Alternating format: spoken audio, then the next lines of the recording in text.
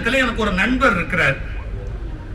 அவர் என்ன பண்ணாரு, என் மேல உள்ள அதீத அன்பு காரணமா அவர் வீட்டு திருமண தாம்பூல பையில என் புஸ்தகத்தை போட்டு கொடுத்தாரு.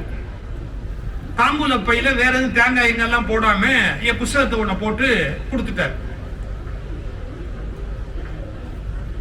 அதோட மட்டும் இல்ல, அவருக்கு இன்னொரு பழக்கம், எந்த திருமணத்துக்கு போனாலும் பரிசு என் புஸ்தகம் கொடுப்பாரு. அவர் வாங்கி கொடுப்பாரு என்னோட புஸ்தகத்தை. அப்படி ஒரு திருமண வீட்டுக்கு போன போது என் புஸ்தகத்தை அவர் பரிசு கொடுத்திருக்கிறார். அவருடைய ஒரு நண்பருக்கு கொடுத்திருக்கிறார். அந்த நண்பர் போன் பண்ணி திட்டினார். அவன் குக்கரு அது இதுன்னு பயனுள்ளதா வாங்கி கொடுத்திருக்கிறான். ஒன்ன மாதிரி ஒரு தரித்திரத்தை நான் உலகத்துல பார்த்ததே இல்லை. ஒண்ணு யூஸ் இல்லாத ஒரு யூஸ்லெஸ் புத்தகத்தை கொடுத்திருக்கிற, நீ பாட்டுக்கு எனக்கு பிரைஸ்னு கொடுத்திருக்கிற. ஒன்ன மாதிரி ஒரு சர்வ முட்டாள இந்த உலகத்துல பார்க்கவே முடியாது. அவன் சொன்ன வார்த்தை அப்படியே சொல்ற, எவனோ எழுதி கிழிச்சானா. எனக்கு எவ்வளவு பெரிய விருது பாருங்க.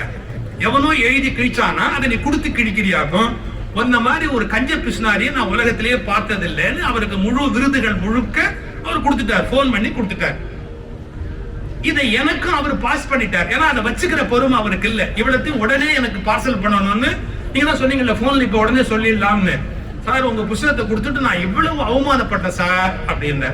பரவாயில்ல, நான் எழுதிவிட்டு அதை விட எவ்வளவோ அவமானப்பட்டிருக்கிறேன், அதனால பரவாயில்ல விட்டுடு அப்படின்னு. 10 வருஷம் கழிச்சு சார், 10 வருஷம் கழிச்சு அதே நண்பர் சொன்னாரு, இன்னைக்கு ஒரு போன் வந்தது சார். யார்கிட்ட? நம்ம கஞ்ச பிசினாரிட்ட. என்ன? அவனுக்கும் பொண்டாட்டிக்கும் தகராறு, டைவர்ஸ் வரைக்கும் போய் பெரிய பிரச்சனையா இருக்கு. அந்த நேரத்தில் அந்த பயலுக்கு நான் கொடுத்தது நல்ல குடும்பம் நல்ல லட்சியம், நமது லட்சியம் புக். அது எதேச்சியா பொண்டாட்டிகிட்ட பேச முடியலையான்னு ஒரு 10 பக்கம் எடுத்து படிச்சிருக்கான் சார். அவன் போன் பண்ணா, 10 வருஷம் கழிச்சு தாண்டா எனக்கு அந்த புஸ்தகமே எவ்வளவு பயனுள்ளதுங்கிறது தெரிய ஆரம்பிச்சிருக்கு. நல்ல வேளை நான் டைவர்ஸுக்கு போகாம இப்ப என் பொண்டாட்டி அட்ஜஸ்ட் பண்ணி எப்படி வாழணும்ன்ற டெக்னிக்கை கத்துக் கொடுத்தேன். எனக்கு கொடுத்தவன் கொடுத்த பரிசெல்லாம் காலியா போச்சு. இது ஒண்ணுதாண்டா என் வாழ்க்கையை காலியாக்காம காப்பாத்துச்சு அப்படின்னு. நான் என்னுடைய சுய விளம்பரத்துக்காக இதை சொல்லல. புத்தகம் எப்ப பயன்படும்னு தெரியாது. இப்ப நம்ம முதலுதவி பெட்டின்னு ஒண்ணு வீட்டுல வச்சிருப்போம், அது டெய்லியா பயன்படணும். முதலுதவி பெட்டி டெய்லி பயன்பட்டா குடும்பமா நடத்துறோம், ஆஸ்பத்திரியில நடத்துறான்னு அர்த்தம். அது எப்ப பயன்படும் தெரியாது. அது மாதிரிதான் எந்த புத்தகம் நீங்கள் வாங்கி வைத்தது எப்போது பயன்படும் என்று தெரியாது. புத்தகங்களை போல நமக்கு வாழ்க்கையில் பயன்படக்கூடியவை வேறு இருக்க முடியாது. இந்த புத்தகம் வாங்குறதுங்கிறதே ஒரு பெரிய கலைங்க. சில பேர் அந்த காலத்துல லஸ்ல ஒரு பழைய புத்தக கடை இருக்கும், ஒரு தாடி வச்சுட்டு ஒரு பெரியவர் சும்மா புத்தகமா லஸ் பிளாட்ஃபார்ம் முழுக்க அடுக்கி வச்சிருப்பார். நாங்கெல்லாம் எது வாங்கினா இருந்தாலும் அப்பெல்லாம் காசு கொடுத்து முழு புத்தகமா புத்தக கடையில வாங்கக்கூடிய வசதி எங்களுக்கு கிடையாது. ஏன்னா அப்பா கவர்மெண்ட் ஆபீஸ்ல நேர்மையா சம்பளம் வாங்கினவர், 6 புள்ள பெற்றார், எல்லாரையும் படிக்க வச்சாரு, கல்யாணம் பண்ணி கொடுத்தாரு. அப்ப அவர் எப்படி அந்த காசுல நாங்க எப்படி ஒரு செலவு பண்ண முடியும்? அந்த பழைய புத்தக கடையில தேடி தேடி வாங்குவோம். ஏதாவது வாங்கணும்னா தேடி தேடி வாங்குவோம். ஒரு தடவை என்னுடைய நண்பர் முருகசரணன் பேரு, நல்ல கவிஞர். அவரை பத்தி நான் 2 நிகழ்ச்சி சொல்ல போறேன். முருகசரணன் என்ன பண்றாரு, அந்த லஸ் அந்த கடையில போய் அந்த தாடிக்காரர்கிட்ட இப்படியே தேடுறாரு. அவர் ரொம்ப கிண்டலா பேசுவார் அந்த கடைக்காரரு.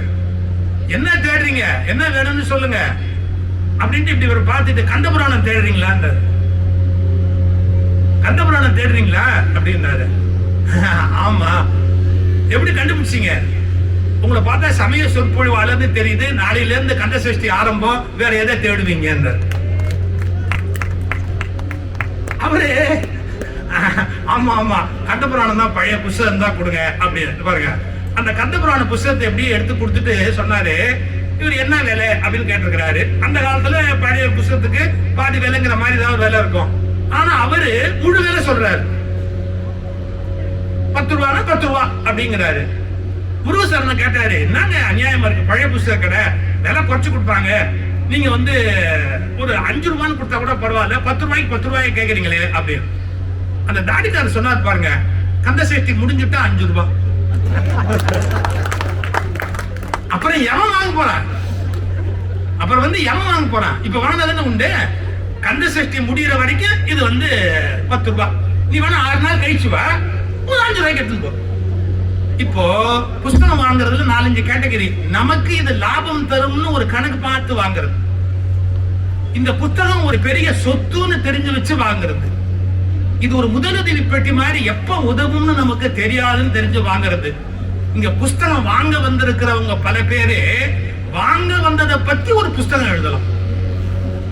எதுக்காக புஸ்தகம் வாங்குறோம் அப்படிங்கிறது நம்முடைய தேடல்.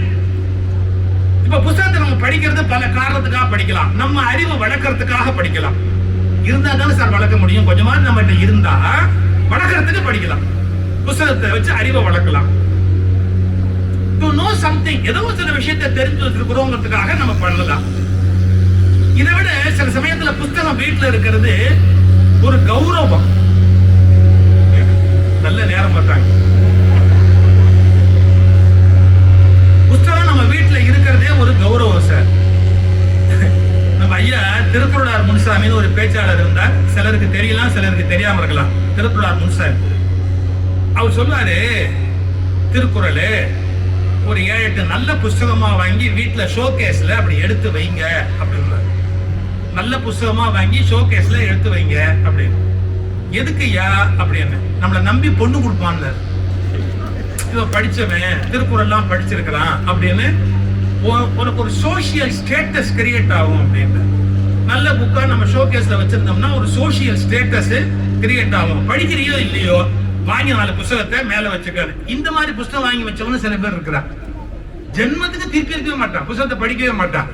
ஆனா வாங்கி அந்த புஸ்தகத்தை அப்படியே வச்சிருப்பான். இது ஒரு கேட்டகரி புஸ்தகம் வாங்குறதுல. அலங்காரத்துக்காக புஸ்தகம் வாங்குற மாதிரி, லாபத்துக்காக வாங்குற மாதிரி.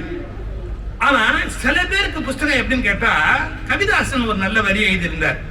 பட்டாம்பூச்சிகள் பட்டினி போக்க பூங்கா அமைக்கும் புதிய முயற்சி புத்தக காட்சின்னு. பட்டாம்பூச்சிகள் பட்டினி போக்க. அந்த வண்ணத்து பூச்சிக்கு பூ இல்லாம வாழ முடியாது இல்ல, அடிப்படை ஆதாரம் இல்லையா அது. வண்ணத்து பூச்சிக்கு பூ தானே ஆதாரம் வாழ்வதற்கு. அது மாதிரி சில பேருக்கு புத்தகங்கள் தான் வாழ்க்கைக்கான ஆதாரமே. அந்த மாதிரி பட்டாம்பூச்சிக்கு பட்டினி போக்க பூங்கா அமைக்கும் புதிய முயற்சி புத்தக காட்சிங்கிற மாதிரி அப்படி புத்தகத்தை தேடி வாங்குகிறவர்கள் என்பவர்கள் சில வகை. புத்தகத்தை பயன்படுத்துவதிலையும் 4-5 வகை இருக்கு. ஒன்னு நல்ல ஆழமா படிச்சு கருத்தை தெரிஞ்சுக்கிட்டு 4 பேரோட சண்டை போடுறதுக்குன்னே சில பேர் பிறந்திருக்கிறார். படிக்கிறதே அடுத்தவனோட தகராறு வளர்க்கணுங்கிறதுக்காகவே படிக்கிறது. இது ஒரு கேட்டகரி. என்ஜாய் பண்ணணும், நம்ம படிச்சு சந்தோஷப்படணும். ஒரு கவிதையை படிச்சு நான் பார்த்தாரு சொல்வாரு, poetry necessity-யா luxury-யான்னு கேட்டா, it is not at all a necessity, it is a luxury. poetry எல்லாமே it is a luxury. அது necessity-யா இருந்தா ரேஷன்லயே கொடுத்திருப்பானே, அது luxury. அந்த ஆடம்பரத்தை அனுபவிக்கிறது வாழ்க்கையில. ஒரு கவிதையை படிச்சு இந்த பாட்டு அப்படியே திருப்பி டிகேசி சொல்லுவார் பாருங்க, ஒரு பாட்டு அப்படியே ரசிச்சு சொல்வாரு. அது ஒரு என்ஜாய்மெண்ட். அது அதாவது 5 பொறிப்புலன்கள் வழியாக அனுபவிக்கிற இன்பத்தை தாண்டி கிடைக்கக்கூடிய ஒரு இன்பம் கவிதையில, கட்டுரையில, பேச்சுல, சில பேருக்கு புத்தகத்து மூலமா கிடைக்கும். அது ஒரு நிலை. புத்தகம் படிப்பவர்கள் அவர்கள் ஒரு நிலை. புத்தகத்தை விதவிதமா பயன்படுத்துவாங்க. சில பேருக்கு தலகாணி இல்லாட்டி புத்தகத்தை வச்சு தூங்கிடுவாங்க. சோக்கியமா ஒரு உயரமா அது கம்பராமாயணம் மாதிரி வசதியா பெருசா இருந்ததுன்னு வச்சுங்க, அதை அப்படியே தலைக்கு வச்சு அப்படியே படுத்து தூங்கிடுவாங்க. புத்தகங்களை கொண்டு முடிவெடுத்தவங்க எவ்வளவு பேர் இருக்கிறாங்க. இப்ப நான் சொல்ல போறது விசித்திரமான விஷயம். இதை படிச்சுட்டு இதுல இந்த விஷயம் சொல்லியிருக்காங்கிற முடிவெடுத்தது இல்ல, அதை ஆரூடம் பார்ப்பதற்கு பயன்படுத்தி இருக்கிறாங்க. குன்றக்குடி அடிகளார் பட்டத்துக்கு வந்தார்ல, எவ்வளவு பெரிய சிந்தனையாளர் குன்றக்குடி அடிகளார். குன்றக்குடி மடத்துக்கு வந்த கதை எத்தனை பேருக்கு தெரியும்? குன்றக்குடி மடத்துல ஒரு காலத்துல ஒண்ணுமே கிடையாது. குன்றக்குடி மடத்துல ஒண்ணுமே கிடையாது. இவருக்கு முன்னாடி பட்டத்துல இருந்தவருக்கு வாரிசு கிடையாது, யாரையும் நியமிக்க முடியல. ஏன்னா ரொம்ப ஏழையான மடம், யாரும் வரமாட்டாங்க. ரொம்ப கஷ்டத்துல இருந்த காலத்துல தருமபுரத்துக்கு வராது. அப்ப தருமபுரத்துல பட்டத்துல இருந்த 25வது தருமபுர சன்னிதானம் அவர்கிட்ட சொல்றாரு, எனக்கு ஒண்ணுமே இல்ல, யாராவது ஒரு சாமியார் தம்பிரான் சாமியை கொடுங்க, என் மடத்துல பட்டம் கட்டணும், நீங்க யாராவது ஒரு தம்பிரான் சாமியை தருமபுரம் மடத்துல இருந்து கொடுங்க அப்படின்னு. அடிகளார் கொஞ்சம் துருதுருப்பா இருப்பாரு, நல்லா பேசுவாரு, அந்த மாதிரி ஆக்டிவா இருப்பாருங்கிறதுக்காக தருமபுர சன்னிதானம் கூப்பிட்டு, நான் இவருக்கு வாரிசு இல்ல, நீ போய் குன்றக்குடிக்கு பட்டம் கட்டு போ அப்படின்னு சொல்றாரு. அவருக்கு விருப்பம் இல்லை. நான் இது தாய் வீடு மாதிரி இங்க இருந்துட்டேன், இங்க நான் எப்படி போய் எங்கேயோ கண்காணாத ஒரு இடத்துல இருப்பேன், நான் போகணும்னு நீங்க கட்டாயப்படுத்தாதீங்க, என்ன விட்டுடுங்க அப்படின்னு ஆரம்பத்துல கெஞ்சி இருக்கிறாரு அடிகளார். அவருக்கு அப்ப பேரு முதல்ல பூர்வாசிரமத்துல ராமநாதன் பேரு, பிறகு குன்றக்குடி, அது பின்னாடி வந்த பேரு. தருமபுரத்துல கட்டள தம்பிரானா இருக்கிறார். தருமபுர சன்னிதானம் என்ன பண்ணாரு, பெரிய புராண புஸ்தகம் எடுத்துட்டு வாங்க, புஸ்தகம் எப்படி எல்லாம் பயன்படுத்துன்னு சொல்றேன் பாருங்க. பெரிய புராண புஸ்தகம் எடுத்துட்டு வா அப்படின்னாரு. பெரிய புராண புஸ்தகம் எடுத்துட்டு வந்தோடனே கயிறு சாத்தி பாக்குறதுன்னு பேரு. ஒரு கயிறு எடுத்து அந்த பெரிய புராண புஸ்தகத்துல டக்குன்னு அப்படி ஒரு இடத்துல வச்சு அப்படி திறந்து பார்த்தா ஞான சம்பந்தர் சிவிகையில் புறப்பட்டார்னு வந்துருச்சு. ஞான சம்பந்தர் சிவகையில் ஏறி புறப்பட்டார். நீ கிளம்ப வேண்டியதுதான், சிவபெருமான் உத்தரவே வந்துருச்சு. சிவகையில் ஏறி ஞான சம்பந்தர் புறப்பட்டாரு. மரியாதையா ஏறி குன்னக்குடிக்கு போய் நீ பட்டம் கட்டு, இது இறைவன் கொடுத்த உத்தரவு நினைச்சார். அப்ப புத்தகங்கள் அப்படி மட்டும் அன்னைக்கு அனுப்பலன்னா எவ்வளவு பெரிய குன்றக்குடி அடிகளாரு இந்த தமிழ்நாடு பார்க்க முடியாம போயிருக்கும். அந்த புத்தகம் எவ்வளவு பயன்பட்டு இருக்கு. ஆரூடம் பார்க்கறதுக்கு புத்தகத்தை பயன்படுத்தி இருக்காங்க. இது ஒரு காலம். இந்த புத்தகம் படிக்கிறவருடைய குண இயல்புல அணில் இருக்கு பாத்தீங்களா, அணில் மாதிரி ஒரு கேட்டகரி. எப்படின்னு கேட்டா, மரத்துல இருந்து ரொம்ப தூரம் வந்து விளையாடாதுங்க, கொஞ்சம் தூரம் கீழே ஒரு பயம் எப்பவுமே அதுக்கு உண்டு. பொந்துல இருந்து கொஞ்சம் தூரம் வெளியே வந்து ரெண்டு பழத்தை சாப்பிட்டு பயந்து போய் உள்ள போய் உட்காந்துக்கும். அதாவது கை கட்டின தூரத்துக்கு மட்டும்தான் போகுமே ஒழிய ரொம்ப தூரத்துக்கு போய் தேடாது. எலி உணவு தேடும் போது அப்படி இல்ல, வலைய தொடச்சுக்கிட்டு அது பாட்டுக்கு எங்கேயாவது கிடைக்குமா அப்படின்னு ரொம்ப ஆழமா தோண்டிக்கிட்டே போகும். தேனி மட்டும் தனக்கு நல்ல தேன் கிடைக்கும்னா எத்தனை மைலுக்கு தள்ளியும் போய் பறந்து போய் தேன் எடுத்துட்டு வரும். புத்தகம் படிக்கிறவன்லயும் இந்த அணில் மாதிரி ஒரு கேட்டகரி இருக்கான். சும்மா கை கிட்ட கிடைச்ச 4 புத்தகத்தை படிச்சுட்டு அப்படியே ஓட்டிடுவான் காலத்தை, எதையும் தேடி போக மாட்டான். அவன் டேபிள்ல கிடக்கிறது, முடிவெட்ட போற இடத்துல கிடக்கிற பத்திரிகை, டாக்டர் காத்து கிடக்கும் போது அங்க படிச்ச 2 புத்தகம், இப்படி அவனா தேடி எல்லாம் ஒண்ணு போக மாட்டான். அணில் மாதிரி அவன் கை கிட்ட என்ன கிடைக்குதோ அதை படிச்சுட்டு புத்தகத்தை படிச்சுட்டேன் அப்படின்னு திருப்தி அடைகிற கேட்டகரி. இதெல்லாம் அணில் மாதிரி. சிலது பெருச்சாளி, அது போட்டுக்கு தோண்டிக்கிட்டே போவோம், எங்க கிடைக்கும் எங்க கிடைக்கும் எங்க கிடைக்கும் எங்க கிடைக்கும் எங்க கிடைக்கும் அப்படின்னு. அது போய் தேடி அந்த புத்தகத்தை எந்த இடத்துல கிடைக்க முடியாத இடத்துல இருந்து ஒரு புத்தகத்தை வாங்கிட்டு அவோட வாங்கிட்டேன் அப்படின்னு தேடி துடைச்சுக்கிட்டு போய் தேடுறது ஒண்ணு இருக்கு. சிலது தேனி மாதிரி, என்ன எத்தனை மைல் தள்ளி அழகான தேன் கிடைச்சாலும் கவலைப்படாம பறந்து போய் அந்த தேனை எடுத்துட்டு வர மாதிரி இந்த புத்தகம் வாங்கணும்னு முடிவு பண்ணிட்டு அந்த புத்தகத்துக்காக மெனக்கட்டு புத்தக கண்காட்சி முழுக்க கொடைஞ்சு அந்த புத்தகத்தை வாங்கிட்டு தான் வீட்டுக்கே போவான். அவன் தேனி மாதிரி. நீங்க புத்தகத்தை தேடுவதிலேயே இத்தனை கேட்டகரி இருக்கு இந்த உலகத்துல. இந்த புத்தகத்தை வாங்குவதில் ஒரு சில பேருக்கு ஒரு சில பண்பு உண்டு. ஒரு முறை சாரதா நம்பியார் என்னுடைய இலக்கிய உலகத்தினுடைய நல்ல சகோதரி, நல்ல இலக்கியங்கள் பேசுறவங்க, தேவாரெல்லாம் பாடுறவங்க, ஆணையரா இருந்து ஓய்வு பெற்றவங்க டாக்டர் சாரதா நம்பியார் எங்க வீட்டுக்கு வந்தாங்க ஒரு முறை. என்னோட புத்தகத்துல ஒரு 5-6 புத்தகத்தை எடுத்து, சரி அவங்க ரொம்ப நாளா என்னோட புத்தகத்துல ஒரு 5 புத்தகத்தை எடுத்து அக்கா கொண்டு போங்க அப்படின்னு கொடுத்தேன். அந்த 5 புத்தகத்தையும் முதல்ல இப்படி வாங்கி எடுத்து பார்த்துட்டு இவரு அதனுடைய வேலையை பார்த்தாங்க. ஏங்க நீ வேலையெல்லாம் பாக்குற, எடுக்கா அப்படின்னு எடுத்து வச்சு கொண்டு போக்கா நீ அப்படின்னு இப்படி பார்த்துட்டு டக்குன்னு புத்தகத்தை தந்தாங்க. 5 புத்தகத்துக்கு ஒரு விலை கொடுத்து இந்தா அப்படின்னாங்க. நான் சொன்னேன், விளையாடுறியா என்ன, நீ வீட்டுக்கு வந்திருக்கிற, வந்துட்டு உனக்கு விருந்த சாப்பாடு போட்டா மரியாதை இல்லை, நான் புத்தகம் கொடுக்கணும், புத்தகத்தை கொடுக்குறேன், காசு கொடுக்குறிய நீ அப்படின்னு. சாதாரண ஒரு வார்த்தை சொன்னாங்க, அறிவை இலவசமாக வாங்குகிற பழக்கம் எனக்கு கிடையாது, நான் காசு கொடுக்காமல் எந்த புத்தகமும் வாங்க மாட்டேன். நான் ஒவ்வொருத்தரும் ஒரு சில சிறப்புகளை பார்த்து வியக்கிறேன்.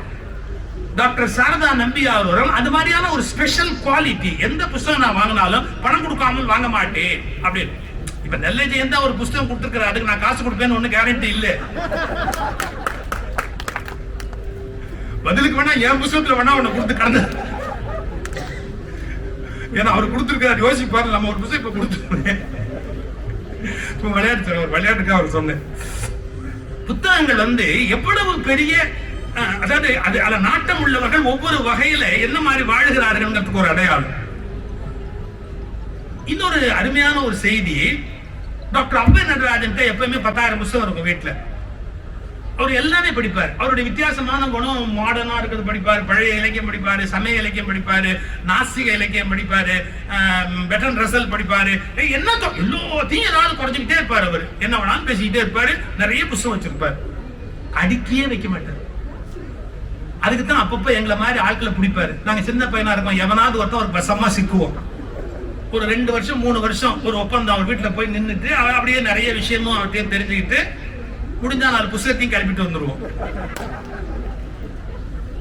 அவர் வீட்டுல புத்தகம் கலைஞ்சு கிடக்கும். ஒரு தடவை அவர் ராமலிங்கர் பணிமன்றம் அப்படிங்கிற ஒரு அமைப்பு, பொள்ளாச்சி மகாலிங்கத்தினுடைய அந்த அமைப்புல செக்ரட்டரியா இருக்கார் ராமலிங்கர் பணிமன்றத்துல. நான் சொன்ன பாத்தீங்களா, முருகசரணன் என்னுடைய நண்பர். அவர் வேலை இல்லாம கஷ்டப்பட்ட, நல்ல கவிஞர் அவர். அப்ப வேலை இல்லாம கஷ்டப்பட்டார். அப்ப நடராஜன் வீட்டுக்கு போனாரு. எனக்கு வேலை எங்கேயாவது நீங்க பார்த்து ஏற்பாடு பண்ணி கொடுத்தா பரவாயில்ல, ராமலிங்கர் பணிமன்றத்தில் கூட எனக்கு ஒரு வேலை போட்டு கொடுத்தா இலக்கியம் சமயம் ரெண்டும் சேர்ந்தாப்புல நான் பணி இருக்க முடியுங்கிற மாதிரி அவர் பேசுறாரு. அது ரொம்ப சிரமமாச்சு ராஜா, அது ஒன்னும் அவ்வளவு சுலபம் இல்லையா, நானா முடிவு பண்ண முடியும், எல்லாம் அருட்செல்வன் முடிவு பண்ண வேண்டிய விஷயம் அப்படின்னு சொல்லிட்டு, சரி இந்த பாரு அந்த லைப்ரரியை பாரு எவ்வளவு குப்பையா இருக்கு, என்னால ஒன்னும் அடுக்கி வைக்கவே முடியல, அந்த லைப்ரரியை பாரு அப்படின்னு அந்த லைப்ரரியை காமிச்சோம். அப்படி மேலையும் கீழே கிடக்குது. ஒரு வார்த்தை சொன்னார் முருகசரணன், அடுக்கி வைக்கப்பட்டிருந்தால் அவ்வைக்கு பிடிக்காது, கலைந்திருந்தால் தானே அவ்வைக்கு பிடிக்கும். என்ன வரலாறு, சங்க இலக்கியம் படிச்சிருந்தா தெரியும். தொண்டமான் போய் அடுக்கி வைக்கப்பட்ட ஆயுதங்களை காட்டுறான். அப்ப யார் அதிகமானுக்கா தூது போன அவ்வை சொன்னார், நீ நல்லா அழகா அடுக்கி மயில் பீலி எல்லாம் போட்டு எண்ணெய் எல்லாம் போட்டு நல்லா பளிச்சுன்னு வச்சிருக்கிற, அவங்கிட்ட எல்லாம் கலைஞ்சு கிடக்குது, அது பாட்டுக்கு இரும்பு எல்லாத்தையும் இந்த நினத்தோடு கிடக்குது. அவன் யார பாராட்டுறா, அதிகமான பாராட்டுறா, எப்படி வஞ்ச புகழ்ச்சியா பாராட்டுறா, நீ எல்லாத்தையும் நீட்டா அடுக்கி வச்சிருக்கிற, அவன் கலைஞ்சு கிடக்குதுன்னு. அப்ப என்ன அர்த்தம், பயன்படுத்துகிறவனுடைய உலைக்களம் கரைந்து கிடக்கும் அப்படிங்கிற கருத்தை அன்னைக்கு ஔவையார் பாடின பாட்டை படிச்சிருந்ததால முருகசரணன் என்ன சொன்னாரு, கலைந்திருந்தால் தானே அவ்வைக்கு பிடிக்கும், அடுக்கி இருந்தால் பிடிக்காது. You are appointed, you are appointed. இப்பவே நீ வேலைக்கு ஜாயின் பண்ணியாச்சு. ஏன் சார், இந்த விஷயத்துக்கு ஒரு இலக்கியத்தில இருந்து நீ அந்த அடிக்கிற பத்தியா, இந்த திறமை உலகத்துல பெரிய விஷயம். அப்ப என்னைக்கோ ஔவையார் இலக்கியத்தை, ஒரு பழந்தமிழ் இலக்கியத்தை படிச்சு வச்சிருந்ததுனால ஒரு மிகப்பெரிய வேலை ஒரு நிறுவனத்துக்குள்ள உள்ள வரதுக்கான வாய்ப்பு அந்த ஒரு வரியில கிடைச்சது அவருக்கு. அடுக்கி இருந்தா அவ்வைக்கு பிடிக்காது, கலைஞ்சிருந்தா தானே அவ்வைக்கு பிடிக்கும் அப்படின்ற வார்த்தை. இந்த புத்தகத்துல சுவைக்காக படிப்பது என்று ஒரு பழக்கம், ஆராய்ச்சிக்காக படிப்பது என்ற பழக்கம், அறிவு தெளிவு பெறுவதற்காக படிப்பது என்பது ஒரு வழக்கம். இப்ப என்னுடைய லைஃப்ல எடுத்துக்கிட்டீங்கன்னா இட் இஸ் a journey, அது ஒரு பயணம். அது எல்லா லைஃபுமே ஜேர்னியா தான் இருக்க முடியும். யாருமே பிறக்கும் போதே அறிவாளியா பிறந்துட முடியாது. எல்லாரும் ஒரு பயணம், ஒன்றிலிருந்து ஒன்று நம்ம மாறிக்கொண்டே தான் போவோம். பயணத்தை செய்யலன்னு சொன்னா கோளாறு இருக்குன்னு அர்த்தம். அந்த பயணத்துல இருக்கிற போது என்னன்னா, நாம சொல்லுகிற சில கருத்துக்கள் முன்னையும் பின்னையுமா சில மாறுதல் இந்த உலகத்துல இருக்கும். நாம ஒரு 10 வருஷத்துக்கு முன்னாடி சொன்ன கருத்து இப்ப சொல்ற கருத்துக்கு வேறுபாடு இருக்கும்.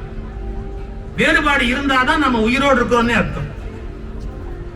ஓஷோட்ட போய் ஒருத்தர் கேட்டான், are you not contradicting yourself, நீ உனக்கு நீயே முரணா பேசலையா அப்படின்னு கேட்கறான் ஓஷோ கிட்ட. Yes, I am contradicting myself. நான் பல சமயத்துல என்ன நானே கான்ட்ரடிக்ஷன் பண்றது உண்டு. Why? Because I am alive. நான் உயிரோடு இருக்கிறேன். செத்து போனவன் தானே தன்னை கான்ட்ரடிக்ட் பண்ண முடியாது. உயிரோடு இருக்கவன் தன்னிலிருந்து முரண்படாமல் எப்படி இருக்க முடியும்னு கேட்டாரு. உங்கள் உயிர்ப்பே முரண்படுவதில் தான் இருக்கிறது. ஒரு மனுஷனுடைய உயிர்ப்பே முரண்படுவதில் தான் இருக்கிறது. 5 வயசுல நான் பண்ண ட்ரெஸ் நீங்க பண்ண முடியாது. 5 வயசுல நான் சாப்பிட்ட சாப்பாடு இப்ப சாப்பிட முடியாது. 40 வயசுல நான் எடுத்துக்கொண்டதை இப்ப எடுத்துக்கொள்ள முடியாது. அறிவு தேட்டம் உள்ளவனுக்கும் 40 வயசுல சொன்ன கருத்தையே 60 வயசுல சொல்ல முடியாது சார். நீங்க நிஜமாவே தேடிக்கிட்டே போனீங்கன்னா புதிய உண்மைகள் புலப்பட தொடங்கும். இப்ப நான் ஒரு உதாரணம் சொல்றேன் பாருங்களேன். தமிழர் நாகரிகமும் தமிழ் மொழி வரலாறு டாக்டர் அரங்க ராமலிங்கத்தினுடைய தொகுப்பு புத்தகம் தான். வர்த்தமானம் பதிப்பகத்தினுடைய அருமையான ஒரு புக்கு. நான் இதை விரும்பி வேண்டி கொண்டு வர சொன்னேன். எனக்கு இதுல நான் வானமாமலையினுடைய ஒரு புத்தகம், அதாவது அவங்க என்ன பண்ணாங்க, புத்தகமா சேர்த்து ஒரு 10 வால்யூம் கொண்டு வந்துட்டாங்க. கட்டுரை இல்ல, புத்தகமா சேர்த்து கொண்டு வந்திருக்கிறாங்க.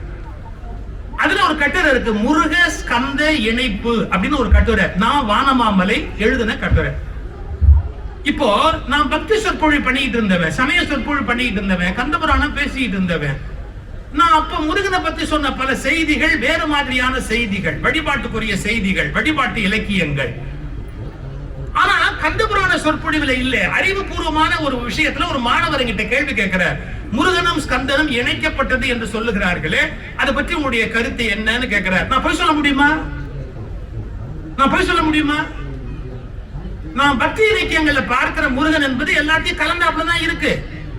ஆனா வரலாற்று நுட்பமா பார்த்திருந்தா எந்த காலகட்டத்துல ஸ்கந்த அப்படிங்கிற வடமொழி கான்செப்டும் முருக என்ற தென்மொழி கான்செப்டும் ஒட்டு போடப்பட்டது. இதை நம்ம ஒளிச்சு மறைச்சு ஒண்ணு ஆக போறதே கிடையாது. நான் இந்த சமய சொற்பொழிவு சொல்ல முடியாது. ஒரு புத்தக காட்சியிலயோ ஆராய்ச்சி கூட்டத்திலேயோ கேள்வி பதில்ல ஒரு மாணவர் என்ன கேட்கும் போதோ நான் சொல்லாம இருக்க முடியுமா? அது பாருங்க, முருக ஸ்கந்த இணைப்பு என்னும் கட்டுரை தமிழரின் முருக வழிபாடும் ஆரியரின் ஸ்கந்த சண்முக வழிபாடும் ஆதி காலத்தில் வெவ்வேறு வழிபாடாக இருந்தவை. முன்னுரை எழுந்தது மயிலை சீனி வெங்கடசாமி. இத சார் இன்னியுமே படிக்காம கோமாளி பையெல்லாம் என்ன விமர்சிச்சா சார். புஸ்தகத்தையே தொடாதவன்லாம் இந்த ஆள் வளர்றான், இவன் இஷ்டத்துக்கு பேசுறான், அப்படியா இப்படியா? நீ படிச்சியா? இதை விட நான் அந்த முடிவுக்கு வந்ததுக்கு என்ன காரணம் தெரியுங்களா? ஹிஸ்டரி ஆஃப் தமிழ்ஸ்னு ஒரு புக் இருக்கு, 600 பக்கம். எழுதுனவர் யாரு? சீனிவாச ஐயங்கார். யார் அவரு? History professor of Madras Madras university. மெட்ராஸ் யூனிவர்சிட்டியில ஹிஸ்டரி ப்ரொஃபசரா இருந்தவர் ஹிஸ்டரி ஆஃப் தமிழ்ஸ் அப்படின்னு ஒரு புத்தகம் எழுதியிருக்கிறாரு.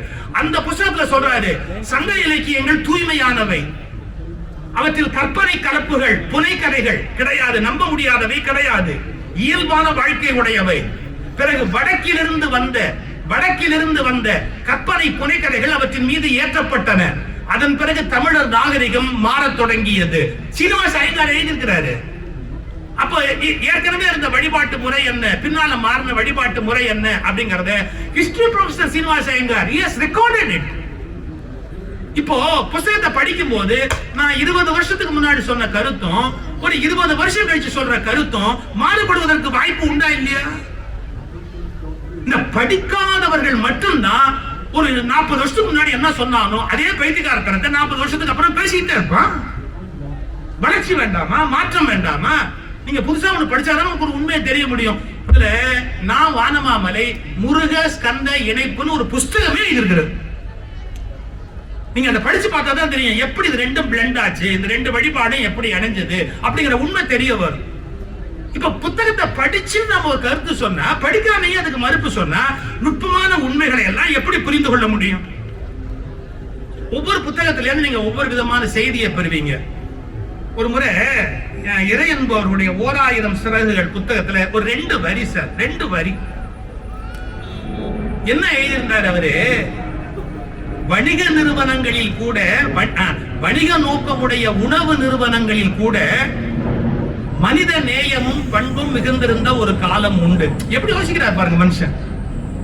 வணிக நோக்கம் தானே வியாபாரம், ஹோட்டல்ங்கிறதெல்லாம் வணிக நோக்கம் தானே. வணிக நோக்கமான உணவு விடுதிகளில் கூட மனித சமூக அக்கறை ஒரு காலத்தில் இருந்தது. காலையில் இட்லி, பொங்கல், இடியாப்பம் போன்ற உணவுகள் தான் காலை நேரத்தில் கிடைக்கும் எங்க ஹோட்டல்லையே.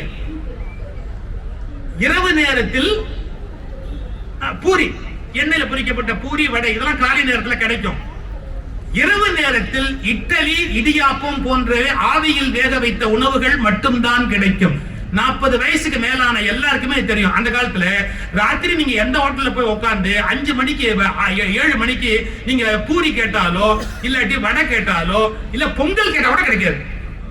இப்ப எப்படி 24 hours அவைலபிள். ஏன் எவன் நாசமா போனா நமக்கு என்ன? 24 hours என்ன பண்ண தின்னா எப்படி சார் உடம்பு நல்லா இருக்க முடியும்? இந்த ஆங்கிள் நான் யோசிச்சதே இல்லை. ஹோட்டல்ல ஒரு காலத்துல இதெல்லாம் கிடைச்சது, அப்புறமா எல்லாம் கிடைக்குதுன்னு சொல்லிக்கிட்டு இருக்கிறோம். அவர் அச்சார் பாருங்க திருப்பி, வணிகமய நோக்கமுடைய உணவு விடுதிகளில் கூட மனிதநேய அக்கறையோடு காலையில் எண்ணெய் பண்டங்கள் கிடைத்தாலும் இரவு நேரத்தில் எண்ணெய் பண்டங்கள் கிடைக்காது. பூரி எல்லாம் நைட்ல அவைலபிளா கிடையாது. இப்போ ஒரு மனித பண்போடு கூடியதாக நம்முடைய உணவு முறை வணிக நிறுவனங்களில் கூட இருந்தது அப்படிங்கிறது எவ்வளவு நுட்பமான ஒரு செய்தி. இது புத்தகத்துல நீங்க அதுக்காக ஒரு புத்தகம் எழுதல, அவர் புத்தகத்துல அப்படி தேடிக்கிட்டே போகும்போது ஒரு இடத்துல அப்படி படிச்சுன்னு நிக்குது. இந்த மாதிரி நுட்பமாக நாம் படிக்கிற போது படிப்பு நம்மை வாழ்வில் உயர்த்தி கொண்டே வருகிறது. நெல்லை ஜெயந்தாவுடைய கவிதை தான் வாசிக்கையில் குனிய வைக்கும், வாழ்க்கையில் நிமிர வைக்கும். புத்தகத்தை பத்தி ஒரு வார்த்தை பாருங்க, வாசிக்கையில் குனிய வைக்கும். இப்படித்தானே படிக்கிறோம். வாசிக்கையில் குனிய வைக்கும், வாழ்க்கையில் நிமிர வைக்கும். புத்தகத்தினுடைய எவ்வளவு பெரிய, இன்னும் கொஞ்சம் நல்லா கட்டினாதான் ஒரு கவிஞனுக்கு திருப்தியா இருக்கும். நீங்க வீட்டுக்கு போனாருன்னா அவருக்கு ஒரு எக்ஸ்ட்ராவா ஒரு மரியாதை கூட கிடைக்கும். அந்த பாரதிய கவிதையை சொன்ன உடனே மக்கள் கை தட்டாங்கன்னா மனைவியும் மரியாதைன்னு கொஞ்சம் கவனிப்பாங்க. நீங்க எழுத்தாளருடைய சந்தோஷத்தை பத்தி எல்லாம் யோசிங்க. பதிப்பாளர்களுக்கே சொல்லணும், கொரோனா டயத்துல பல பேர் எங்களை கை விட்டுட்டீங்க, நீங்களே கஷ்டப்பட்டீங்க, அது எங்களுக்கும் தெரியும். நீங்களே கஷ்டப்பட்டா எழுத்தாளர்லாம் எவ்வளவு கஷ்டப்பட்டு இருப்பாங்க. அதை கொஞ்சம் யோசிச்சு பாருங்க. எழுத்தாளர்கள்லாம் எவ்வளவு கஷ்டப்பட்டு இருப்பாங்க. நீங்களே கஷ்டப்பட்டா சொல்லாம போனா ராத்திரி எனக்கு தூக்கம் வராது. அதான் சொல்றேன். இன்னொரு வரி சார், அவருடைய கவிதையில் இருக்கிற ஒரு பெரிய சிறப்பு புத்தகத்தை பத்தி, நல்ல புத்தகத்தில் அத்தனை பக்கங்களும் அட்டை தான். அந்த வார்த்தை விளையாட்டு பாருங்க. நல்ல புத்தகத்தில் அத்தனை பக்கங்களும் அட்டை தான், உறிஞ்சி விடும். அட்டைப்பூச்சி உங்களை உறிஞ்சது இல்ல. நல்ல புத்தகத்தில் அத்தனை பக்கங்களும் அட்டை தான், உறிஞ்சி விடும் உங்களை. இன்னொரு சின்ன அப்சர்வேஷன், ஒரு கவிஞனுடைய சிறப்பு தானே. புத்தகங்களை நாம் மேலிருந்து கீழே வாசிக்கிறோம். மேலிருந்து கீழே படிப்போம். புத்தகங்களை நாம் மேலிருந்து கீழே வாசிக்கிறோம். புத்தகங்களோ நம்மை கீழிருந்து மேலே கொண்டு போகின்றன. ஒரு சமகாலத்தில் ஒரு கவிஞனுடைய கவிதையை நாம வியந்து பேசுகிற போது அது ஒரு மகிழ்ச்சி தானே. அவர் ஒரு விழாக்கு என்ன கூப்பிட்டார் சார், அந்த விழாக்கு நான் வர்றேன்னு கொரோனாவால போக முடியல. இப்ப அவர் பார்த்த உடனே நான் இப்ப அவருடைய கவிதையை, அந்த விழாவுக்கு நான் போகாத விஷயத்தை நான் இப்ப காம்பன்சேட் பண்ணாதான் அவருடைய நட்பையும் நான் நீடிக்க முடியும். அந்த விழாவுக்கு வரலையா, எனக்கு கொரோனா போ, நான் ஒண்ணும் பண்ண முடியாது. நான் வந்திருப்பேன், வந்திருந்தா எல்லாருக்கும் கொடுத்திருப்பேன். நல்ல கவிஞர், நம்முடைய மகிழ்ச்சிக்காக சொன்னேன். படிக்கிறதுங்கிறது சில பேரை பொறுத்த வரைக்கும் சார் ஒரு பழக்கம். இன்னும் சொல்ல போனா போதை மாதிரியே.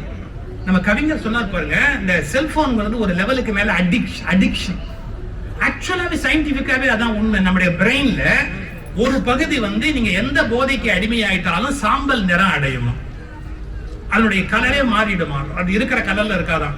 அடிக்ஷன் வந்துட்டா சிகரெட்டுக்கோ ஆல்கஹாலுக்கோ ஏதாவது எதுக்கு நீங்க அடிக்ஷன் ஆயிட்டாலும் இந்த பிரெயின்ல ஒரு குறிப்பிட்ட இடம் அந்த போதைக்கான ஒரு சாம்பல் நிறம் அடையுமா. செல்போன் யூஸ் பண்றவங்களுக்கும் அதே மாதிரியான சாம்பல் நிறம் அது அடைகிறது. இப்ப அப்படி ஒரு நிலைமை மூளையில ஏற்படுதுன்னு ஒரு ரிசர்ச் ஆர்டிகல்ல படிச்சேன். அது அடிக்ஷனா மாறி போச்சு அப்படின்னு. நீங்க இதை விட ஒரு நுட்பமான செய்தி, நான் ஒரு இயற்கை மருத்துவரோட பேசிக்கிட்டு இருந்தேன். அவர் ஒரு பயங்கரமான செய்தி சொன்னார். நம்முடைய லிவர் இருக்கு பாத்தீங்களா, அது எப்பவுமே வர்ற விஷத்தை உடைச்சு கிளியர் பண்ணிக்கிட்டே இருக்கிறது. அதனால அது அடிக்ஷனா ஆயிடும் நம்ம உடம்புக்குள்ள. எப்படின்னா திருப்பி ஆல்கஹால் குடிச்சுக்கிட்டே இருப்பான், லிவர் கிளீன் பண்ணிக்கிட்டே இருக்கும். அது ஆல்கஹால் பிரெயின் கேட்டுக்கிட்டே இருக்கும், திருப்பி கேட்டுக்கிட்டே இருக்கும், போகவே போகாது. இவருடைய பேஷண்ட்ல ஒருத்தருக்கு அவர் சொல்றாரு, அரிசி சாதம் சாப்பிடாதீங்க, ஒரு 120 நாளைக்கு அரிசி சாதம் சாப்பிடாதீங்க அப்படின்னு. அவர் இவரு கெஞ்சுறாரு, சார் ஒரு கப்பு ஒரு அரிசி சாதம், வேற ஒண்ணும் ஒரே ஒரு கப்பு அலோவ் பண்ணுங்களேன், நான் ஒரு கப்பு அரிசி சாதம் சாப்பிடலான்னு டயட் சார்ட்ல எழுதி கொடுங்களேன், இல்லாட்டி என் பொண்டாட்டி சாப்பிட விட மாட்டேன். ஒரு கப்பு சொன்னாரு. குடிக்கிறவன் பாட்டிலுக்கு கெஞ்சுற மாதிரி என்கிட்ட கெஞ்சுறான் சார், ஒரே ஒரு கப்பு அரிசி சாதம். இவரே யோசிச்சிருக்கிறாரு, என்னடா இது, ஆல்கஹால் அடிக்ட் பண்ணும், சிகரெட் அடிக்ட் பண்ணும், நிக்கோட்டின் அடிக்ட் பண்ணும், அரிசி நல்லது தானே. இன்னும் சொல்ல போனா லிவருக்கு நல்ல உணவுன்னா அரிசி நல்ல உணவு. நான் இவனுக்கு கொடுத்திருக்கிறது, அதாவது வேணாம் இவனுடைய சக்கரை இருக்குங்கிறதுக்கு அரிசியை கட் பண்ணி இருக்கிறதா, இவன் என்ன இப்படி அரிசிக்கு அடிக்ட் ஆயிருக்கிறானேன்னு எடுத்து அப்புறம் ரிசர்ச் பேப்பர்ஸை படிச்சு பார்த்தா, யூரியா போட்டு அரிசி உண்டு பண்றான் பாருங்க, இந்த யூரியாவுக்கு அடிமை ஆயிட்டானோ. அது ஒரு வகையான கெமிக்கல் இல்லையா, அந்த யூரியா பிரெயின்ல ஒரு தாக்கத்தை ஏற்படுத்துது, இதை கல்லீரல் உடைக்குது. அப்ப அது திரும்ப என்ன பண்ணுது, சார் ஆல்கஹாலுக்கு அடிமையாகிற மாதிரி நீங்க யூரியா உரம் போட்ட அரிசியை சாப்பிட்டா யூரியா உங்களுக்கு ஒரு போதையை உண்டு பண்ணுங்க. எங்க போய் இதெல்லாம் எதை படிச்சு நம்ம கத்துக்கிறது? எப்படியோ சில பேருக்கு படிக்கிறதுங்கிறது அடிக்ஷன், படிக்காம இருக்க முடியாது. சில பேர் தன்னை அறிவாளியா காட்டிக்கிறதுக்காகவே படிப்பாங்க. 10 பேருக்கு மத்தியில் நம்ம அறிவாளியா காட்டிக்கணும் அப்படிங்கிறதுக்காக படிப்பாங்க. ஆனா ரொம்ப சிக்கலான விஷயம் ஒண்ணு இருக்கு, பிறருக்கு சொல்வதற்காகவே படிப்பவர்கள். எங்க பேச்சாளர் கேட்டகிரியில சில பேர் அது மாதிரிதான், இல்லாட்டியும் புத்தகமே தொட்டுக்க மாட்டான். நம்ம ஏதாவது புதுசா சொல்லலைன்னா நம்ம மதிக்க மாட்டாங்க, அதுக்காக 2 புத்தகத்தை படிக்கணும் அப்படின்னு, அதுக்காக 2 புத்தகத்தை படிக்கிறவன் அப்படின்னு சில பேர் இருக்கிறாங்க. ஆனா மன்னிக்கணும், பிறருக்கு சொல்வதற்காகவே படிப்பது அவமானகரமானது. நம்ம சந்தோஷத்துக்காக தான் படிக்கணுமே ஒழிய இன்னொருத்தருக்கு சொல்லி நாம அது மூலமா கைத்தட்டல் வாங்கிக்கலாம்னு நினைச்சாலும், இன்னொருத்தருக்கு சொல்றதுக்காகவே நான் அறிவாளியா காட்டியிருக்கா படிக்கிறேன்னா அதோட நல்ல பழக்கம் இல்ல. ஓதி உணர்ந்தும் பிறர்க்கும் பிறர் குறைத்தும் தான் அடங்கா பேதையில் பேதையார் இல்லா திருவள்ளுவர். நம்ம இன்னொருத்தருக்கு சொல்றதுக்காகவே படிக்கிறது முட்டாள்தனத்தினுடைய உச்சகட்டம். அது ஒரு கதை. அப்புறம் என்ன படிப்பதுல என்ன, இது படிப்பதை பத்தி சில விஷயம் சொன்ன புத்தகத்தை பத்தி. எழுதுறவங்க அதே மாதிரி ஒரு கேட்டகரி இருக்காங்க. புகழுக்காக எழுதுகிறவர்கள். பெரிய போஸ்ட்ல இருப்பாங்க, பத்திரிகையில இருந்து சன்மானம் கொடுக்க மாட்டாங்க, ஆனாலும் பரவாயில்ல நான் எழுதுறேன் அப்படின்பாங்க. அவங்க புகழுக்காக எழுதுகிறவர்கள். பணத்திற்காக எழுதுகிறவர்கள். இது வந்தாதான் வாழ்க்கையை நடத்த முடியும், பத்திரிகையில இருந்து பணம் வந்தாதான் பண்ண முடியும், புத்தகம் வித்து காசு வந்தாதான் பண்ண முடியும். அப்புறம் அந்த பணத்துக்காக எழுதுறேங்கிறதுக்காக இந்த நம்ம புத்தகம்னா அதுல இந்த கவர்ச்சி எல்லாம் இருக்கணும், இது மாதிரியான சில்மிஷங்கள்லாம் இருக்கணும், அப்பதான் அந்த புத்தகம் விற்கும் அப்படின்னு பணத்துக்காக எழுதுறவங்க. இதை விட எழுத்தாளர்கள் ஒரு கேட்டகரி இருக்காங்க. யார் தெரியுங்களா? அவங்க மனசுல இருக்கிற சுமையை இறக்கி வைக்கிறதுக்காக எழுதுறோம். ரொம்ப வருஷமா மனசுல ஒரு சுமை இருக்கும், அதை ஏதாவது ஒரு கதையில எழுதிடுவாங்க. யாருக்கும் சொல்ல முடியாத ஒரு கஷ்டமா இருக்கும், அதை அழகா ஒரு கதையில எழுதி முடிச்சிருவாங்க.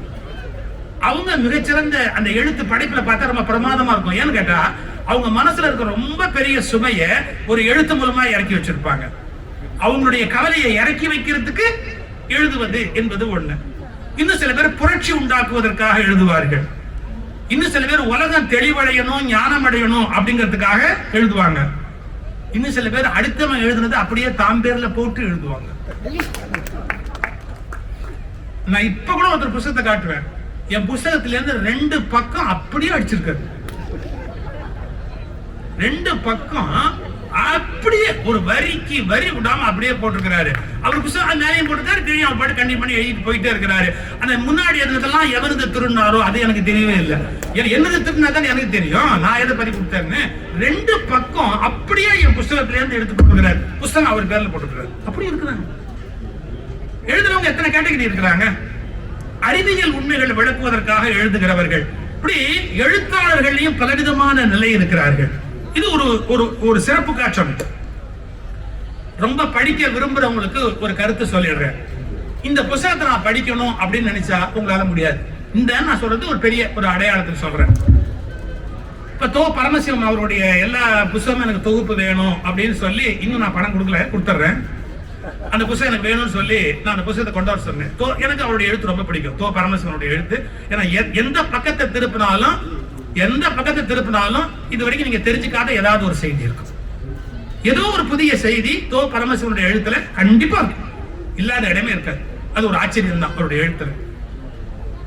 இப்ப அவ்வளவு பெரிய புத்தகத்தை நான் படிக்கணும்னா பாருங்களேன், இவ்வளவு பெருசா இருக்கு வச்சுங்களேன், டெய்லி எடுத்துட்டு வச்சிருவோம். பெருசா இருக்கு, படிக்கலாம், அப்புறம் படிக்கலாம். பெருசா இருக்கு, அப்புறமா படிக்கலாம். பெருசா இருக்கு. நீங்க படிக்கிறதுக்கு ஈஸியான டெக்னிக் என்னன்னு கேட்டா, டெய்லி 10 பக்கம் படிக்கணும் மட்டும் முடிவு பண்ணுங்க. 10 பக்கம் படிச்சா போறோம் அப்படின்னு முடிவு பண்ணிக்கங்க. நீங்க தினந்தோறும் 10 பக்கம் படிக்கணும் முடிவு பண்ணிட்டா ஒரு 10 நாள்ல முடிச்சுடலாம். இவ்வளவு பெரிய புத்தகத்தை நான் படிக்க போறேன்னு நினைச்சா படிக்காமயே ஒத்தி வச்சுக்கிட்டே போவோம். அதை நீங்க ஆரஞ்சியை முழுசா திங்க முடியும், சொல்லையாதான் திங்க முடியும். அதே மாதிரி புத்தகத்தையும் 10 பக்கமா தான் படிக்க முடியும். குறைஞ்சபட்சம் 2 அத்தியாயம் இப்படி வச்சுக்கிட்டா நிறைய புத்தகத்தை வாழ்க்கையில படிச்சு முடிக்க முடியும். படிக்க விரும்புறவங்களுக்கான ஒரு யோசனை சொல்ல. சரி, எழுத்தாளனா இருக்கிறான். எழுதுறவன் எழுத்துல மிகப்பெரிய வெற்றி பெற்றவங்க எவ்வளவு பேரு? எழுத்துல முழு நேர வெற்றி பெற முடியுதா? சில பேர் வெற்றி பெறலாம். நான் பாலகுமாரன் விழாவே அதை சொன்னேன். முழு நேர எழுத்தாளனா இருந்து சௌக்கியமான ஒரு நல்ல வாழ்க்கை அமையிறது அப்படிங்கிறது அவ்வளவு சுலபம் இல்லை. இவ்வளவு புத்தகங்கள் படிக்கிற பழக்கம் கூட முழு நேர எழுத்தாளனா இருந்து முழு வெற்றியா இருக்கிறதுங்கிறது அவ்வளவு சுலபம் இல்லை, கஷ்டம். நான் புத்தகத்துல எழுத்தாளராகவும் இருந்தேன், நானே பப்ளிஷராகவும் இருப்பேன், நானே பேச்சாளராகவும் இருப்பேன், நானே சிடி வியாபாரியாகவும் இருப்பேன், நானே சிடி கம்பெனி ஓனராகவும் இருப்பேன், எல்லாமா இருப்பேன். 10 பாயிண்ட் சௌக்கியமா இருக்கிறேன், அதுல எந்த டவுட்டுமே கிடையாது. இப்ப தனி எழுத்தாளனா மட்டும் இருந்தா என்னால இவ்வளவு ஜீவிக்க முடியுமான்னு தெரியல. நான் உண்மை சொல்லணும்ல, அது இன்னும் அந்த நிலைமை அந்த நாட்டுல மாறணும். எழுத்தாளமா சௌரியமான வாழ்க்கைக்கு வரணும். ஒரு ஜெயகாந்தன் ஒரு 4-5 பேர் ஜெயிச்சிடலாம். அதே மாதிரி பாலகுமாரன் இது மாதிரி ஒரு 4-5 பேர் ஜெயிச்சிடலாம். எல்லாரும் ஜெயிக்க முடியுமா? யோசிக்கணும். பிரேமா பிரசுரம் அரூர் ராமநாதன் உங்களுக்கு தெரியும். எங்க அப்பாவுடைய நெருங்கின நண்பர் அரூர் ராமநாதன். காதல்னு பத்திரிகை நடத்தினாரு. பிரேமா பிரசுரம் அவரோடது.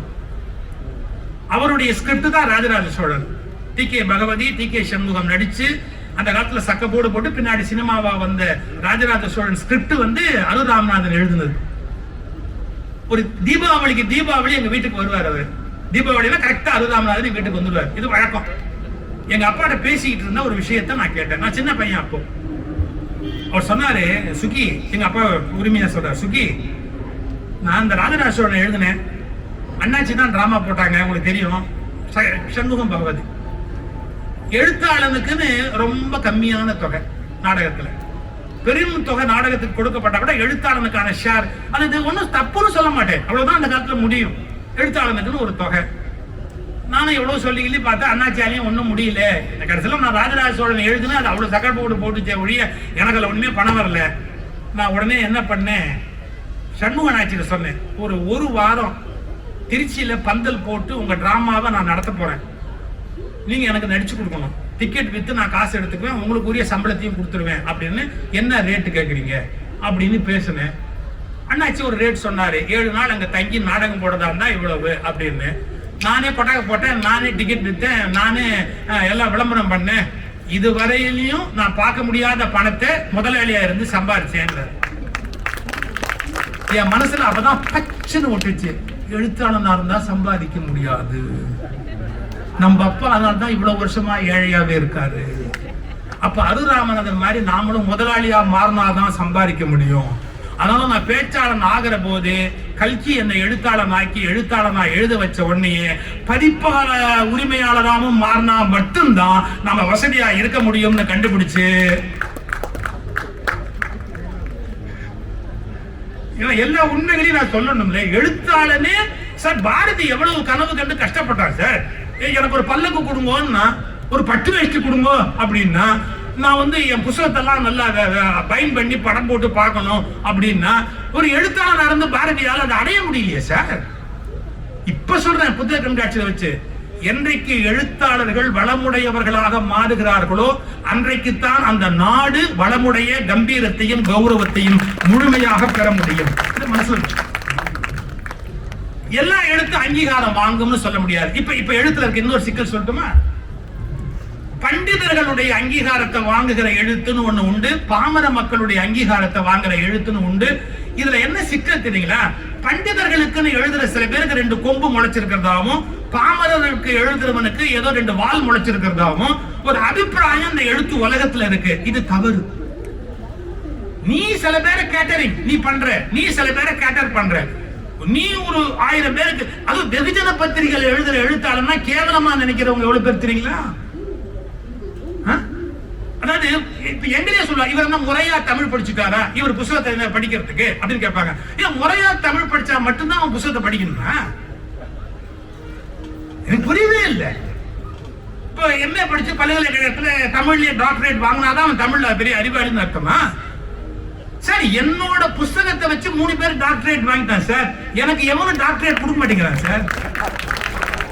மதுரை திருமலை நாயக்கர் கல்லூரியில படிக்கிற பொண்ணு என் புத்தகத்தை வச்சு தீசிஸ் பண்ணி அது டாக்டரேட் வாங்கிருச்சு. 3 பேர் டாக்டர் பட்டம் வாங்கிட்டாங்க. எழுதினவன் இழிச்சவா எனக்கு டாக்டர் பட்டம் கொடுக்குது சார். அப்போ இது கொடுத்து எனக்கு ஒன்றும் ஆக போறதே இல்லை. இது என்ன மாதிரியான ஒரு உலகம்ங்கிறதுக்காக நான் சொல்ல வரேன். எழுதுறவனுக்கு அப்புறம் என்ன மரியாதை இருக்கு? எழுத்தாளனுக்கு என்ன மரியாதை இருக்கு? அதாவது வெகுஜன மக்களுக்கு எழுதுறவன்னு சொன்னா, இந்த முறைப்படி படித்த சில ஒரு பல்கலைக்கழகம், சாகித்ய அகாடமி இந்த மாதிரிலாம் உட்கார்றாங்க பாருங்க, அவங்களுக்கு என்னமோ இந்த வெகுஜன பத்திரிகை எழுதுறவெல்லாம் ஒரு கிழிக்கிற மாதிரி ஒரு நினைப்பு இருக்கு. தப்புன்றா, ஒன்னால இவனை தொட முடியாது, ஒருவேளை அவனால ஒன்னும் தொட முடியாம இருக்கலாம். அது மாதிரி இவன் தொட்டவனை எல்லாம் ஒன்னால தொட முடியாது. ஆனா மதிக்கணும். நான் சொல்றேன், நான் ஒன்ன மதிக்கணும், நீ என்ன மதிக்கணும், அதான மரியாதை. 2 இன்சிடென்ட் சொல்ற பாருங்க. கோபாலகிருஷ்ண பாரதியார் நந்தனார் சரித்திர கீர்த்தனை எழுதினார். யாருக்கு எழுதினார் நந்தனார் சரித்திர கீர்த்தனை? வயல்வெளியில உழறவன், சிரிக்கிறவன், பாடுறவன், ஆடுறவன், கிராமத்துல இருக்கிறவன் எல்லாருக்குமே ஒரு கதை தெரியட்டுமேன்னு நந்தனார் சரித்திர கீர்த்தனை எழுதுறாரு கோபாலகிருஷ்ண பாரதியார். ஆனா அப்ரூவல்னு ஒண்ணு வேணும் இல்ல? யார்கிட்ட போய் கேட்டீங்களா அப்ரூவல் வேணும்னு? மகாவித்வான் மீனாட்சி சுந்தரம் பிள்ளை போய் கேட்கிறாரு. ஏன்னா ஒரு ஸ்காலர்ல பெரிய ஸ்காலர், பிள்ளைவாழ் பெரிய ஸ்காலர் மகாவித்வான் மீனாட்சி சுந்தரம் பிள்ளை. அவர் வீட்டுல போய், தயவு செய்து எனக்கு என் பாட்டுக்கு நீங்க பாயிரம் கொடுங்க, முன்னுரை பாயிரம்னா வாழ்த்து, வாழ்த்து பாயிரம் கொடுங்க அப்படின்னு கோபாலகிருஷ்ண பாரதியார் மீனாட்சி சுந்தரம் பிள்ளை கிட்ட தன்னுடைய நந்தனார் சரித்திர கீர்த்தனை கேட்கிறாரு. மீனாட்சி சுந்தரம் பிள்ளை சொன்னாரு, இலக்கண பிழையுடைய பாடல்களுக்கு பாயிரம் கொடுப்பது நமக்கு வழக்கம் இல்லை. I will not agri. கொடுக்க முடியாது. எப்படி எடுத்துக்க முடியும்? பண்டிதர் அவர், இவர் பாமரன் பாடுற பாட்டு கொடுக்க முடியாது அப்படின்ட்டார். கோபாலகிருஷ்ண பாரதியார் ஒண்ணும் அல்ல, அவர் வீட்டு திணில உட்காந்துக்கிட்டார். தான் எழுதின பாட்டை பாட ஆரம்பிச்சார். பாட ஆரம்பிச்சார். 10 நிமிஷத்துல தெருவில் போறவன், வண்டிக்காரன், மாடு ஓட்டிட்டு போறவன், புல்லு செதுக்க போறவன், தெரு முழுக்க ஒரு 50 பேர் சேர்ந்துட்டான். கோபாலகிருஷ்ண பாரதியார் பாடுறத கேட்டவன் எல்லாரும் மன தலையை ஆட்டி ரசிச்சு அப்படியே ஆன உடனே மீனாட்சி சுந்தரம் பிள்ளை வெளியில வந்து இப்படி பார்த்த ஒரு வார்த்தை சொன்னார், இவர்களை எல்லாம் என்னுடைய தமிழ் எட்டுவதற்கு வாய்ப்பில்லை. உம்முடைய தமிழ் இவர்களை எல்லாம் தொடுகிறது என்றால், உம்முடைய தமிழ் இவர்களை எல்லாம் தொடுகிறது என்றால், நான் உம்மை மதிப்பதற்கு கடமைப்பட்டவன். உள்ளே வாரும், ஆயிரம் எழுதி தருகிறேன். அதுதான் சார் பண்பாடு. அதாவது பாமர மக்களுக்கு ஒரு விஷயத்தை சொல்லிட்டாப்லயே அவன் என்னமோ ரொம்ப கீழா போயிட்டோம் என்ற மாதிரி நினைப்புல ஒரு பண்டிதத்தனத்தோடு எழுத்துல உயர்வா தன்னை நினைச்சுக்கிட்டு அந்த புஸ்தகம் கோஷ்டி, இந்த புஸ்தகம் மட்டும் அப்படிலாம் கிடையாது. மக்களுக்கு எல்லாத்தையும் கொண்டு போறது அவ்வளவு சுலபமா? ஒரு விஷயத்தை மக்கள் பெருவாரியான மக்கள் மத்தியில கொண்டு போவது சுலபமா? இப்ப நான் கூட பெரிய பெரிய விஷயங்களே ஆயிரக்கணக்கான மக்களுக்கு போனமேங்கிறதுக்காக கொஞ்சம் நகைச்சுவை சேர்த்து ஏதாவது ஒரு ஜிம்மிக்ஸ் ஏதாவது ஒண்ணு பண்ணி பேச்சுல வைப்போம். இவர் ஆழமா பேச மாட்டாரு, ரொம்ப விளையாட்டா பேசுவாரு.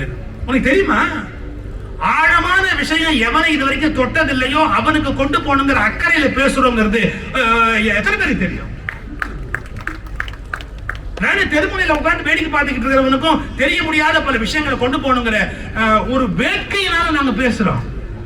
இவரு சும்மா பாதான ஜனங்க கை தட்டுற மாதிரி என்ன பேசிட்டு போவாரு, இவருக்கு ஒன்னும் ஆழமான அறிவு கிடையாது அப்படின்னா தவறு.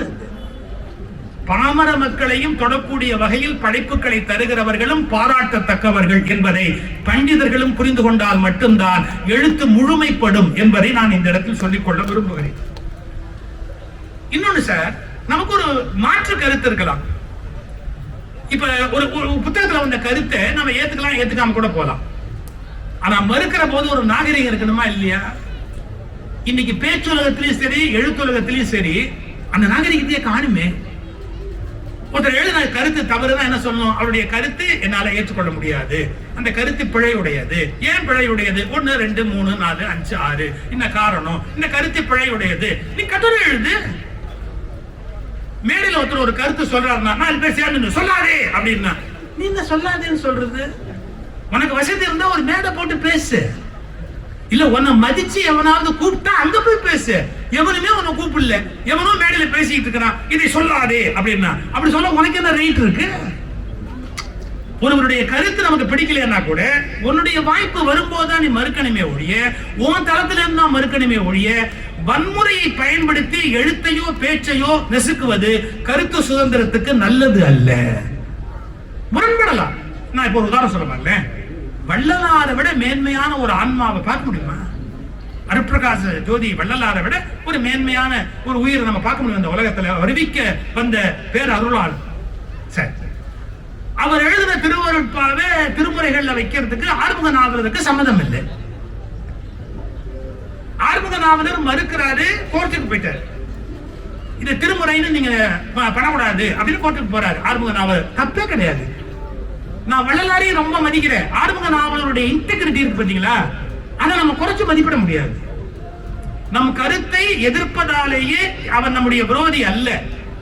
நம் கருத்தை எதிர்ப்பதாலேயே அவன் நம்முடைய விரோதி அல்ல. நான் ஒரு முகத்தை காப்பாற்ற விரும்புகிற போது அவர் அதே ஒன்றின் வேறொரு முகத்தை அவர் காப்பாற்ற விரும்புகிறார். எனவே அவரை நான் கீழ்த்தரமாக பேசுவதற்கு எனக்கு உரிமை இல்லை. இது இன்னும் நாட்டில் புரியவே இல்லையே. நான் முதல்லயே சொன்ன மாதிரி முருகன் ஸ்கந்தனை பத்தி நான் பேசின போது என் கருத்து தவறு, கட்டுரை எழுதலாம், புத்தகம் எழுதலாம், ஒரு மீடியால பேசலாம். எனக்கு ஒருத்தன் என்ன போட்டான்னு தெரியுங்களா? முருகனும் சுப்பிரமணியரும் வேறு வேறு என்றால் உன் அப்பாவும் உன் அம்மாவின் கணவரும் வேறு வேறா? என்ன வார்த்தை இது? என்ன வார்த்தை இது? நான் என்ன சொல்றேன்? ஒரு ஆராய்ச்சியில இருந்து படிச்ச விஷயத்தை சொல்றேன். நீ என்ன சொல்லணும்? இல்லையே அது இந்த நூற்றாண்டுல அப்படி இல்ல, இது ஆதியில இருந்து இப்படி இருந்தது, இது அந்த சான்று இருக்கு, அப்படிதான் பேசணும். அப்போ என்ன நீ காயப்படுத்தணுங்கிற எண்ணத்தோட என்ன பண்ற? ஒரு கருத்து சொன்னா எவ்வளவு அநாகரிகமா அதுக்கு ஒரு கமெண்ட் போட முடியுமோ? பேஸ்புக் அது இது இப்ப வந்து போய் யார் வேணாலும் என்ன வேணாலும் எழுதலாம் அப்படின்னா பெரிய பெரிய மரியாதைகள்லாம் அர்த்தம் இல்லாமே போயிடுது. நீதியரசர் புரா கோகுலகிருஷ்ணன் உங்களுக்கு தெரியும். பிறகு குஜராத்ல சீஃப் ஜஸ்டிஸா இருந்தாரு, சென்னை ஹைகோர்ட்ல முதல்ல நீதிபதியா இருந்தார்.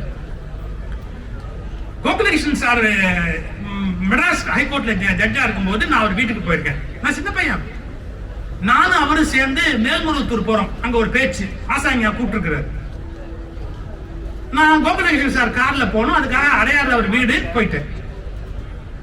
எங்க அப்பா அவருக்கு நல்லா தெரியும், என்னையும் அவருக்கு பிடிக்கும், என் பேச்சு பிடிக்கும். வாங்க வாங்க வாங்க உட்காருங்க, காஃபி சாப்பிடலாம் அப்படியே உட்காந்து காப்பி கொடுத்துட்டு நீதியரசர் புறா கோகுலகிருஷ்ணன் பேசிக்கிட்டு இருக்கிறாரு. பாருங்களேன், நான் இப்படி உட்காந்துருக்கேன், அப்படி அவர் உட்கார்ந்து இருக்கிறாரு. நான் அப்படி பேசிக்கிட்டே இருக்கும்போது திடீர்னு கோகுலகிருஷ்ணன் எந்திரிச்சார். என்னை விட வயசுல பெரியவர், நீதியரசர், பை போஸ்ட் ரொம்ப பெரியவர்.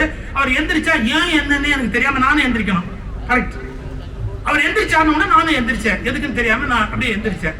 இப்படி நீ வேணா உட்காரு அப்படிங்கிற மாதிரி எனக்கு என்ன எந்திரிச்சேன். அவர் எந்திரிச்ச உடனே எந்திரிச்சார். எனக்கு புரியல. ஒரு 2 நிமிஷம் கழிச்சு புரியுது. மாடியில இருந்து அவங்க அண்ணன் இறங்கி வராது. அவங்க அண்ணன் இறங்கி வராது. அவங்க அண்ணன் மாடியில அந்த டர்னிங்க்கு வந்துட்டு அந்த கால் சத்தம் கேட்ட உடனே இங்க உட்கார்ந்து இருக்கிறவர் எந்திரிக்கிறார்.